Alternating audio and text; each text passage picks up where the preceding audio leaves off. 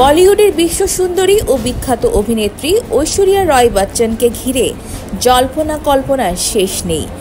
একদিকে তার অভিনয় দক্ষতা, অন্যদিকে সৌন্দর্য, সব মিলিয়ে তিনি বরাবরই দর্শকদের আকর্ষণের কেন্দ্রে। তবে সম্প্রতি আবারও আলোচনায় তার 2008 সালের একটি ঘটনাকে ঘিরে। ভারতীয় গণমাধ্যমের দাবি, ওই বছর পাকিস্তানের তৎকালীন রাষ্ট্রপতি আসিফ আলী জারদারির বিশেষ আমন্ত্রণে এক অনুষ্ঠানে যোগ দিয়েছিলেন ঐশ্বরিয়া। জানা গেছে, ঐশ্বরিয়ার ভক্ত ছিলেন জারদারি এবং ব্যক্তিগতভাবে তার অনুষ্ঠানে অভিনেত্রীকে উপস্থিত করতে চেয়েছিলেন তিনি। প্রতিবেদনে উল্লেখ করা হয়, এই এক রাতের অতিথি হিসাবে ঐশ্বরিয়াকে আনাতে রাষ্ট্রপতি নাকি ব্যয় করেছিলেন 10 কোটি টাকা।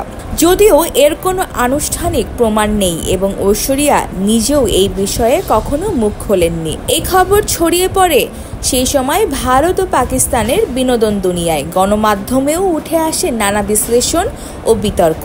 কেউ বলেন এটি গুজব, কেউ আবার বলেন বিখ্যাত তারকাদের অনুষ্ঠানে নিয়ে আসা অনেক সময় কূটনৈতিক কৌশল বা ব্যক্তিগত খুশির বহিঃপ্রকাশ।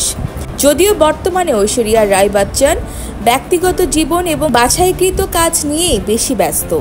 তাকে সাধারণত বড় বাজেটের ফিল্ম প্রিমিয়ার বা আন্তর্জাতিক উৎসবেই দেখা যায়। তবে এই 10 কোটির গল্প আজও মানুষকে ভাবায়, সত্যি কি এক রাতের জন্য এত বিশাল অঙ্কের সম্মানই নিয়েছিলেন বলিউড ডিভা?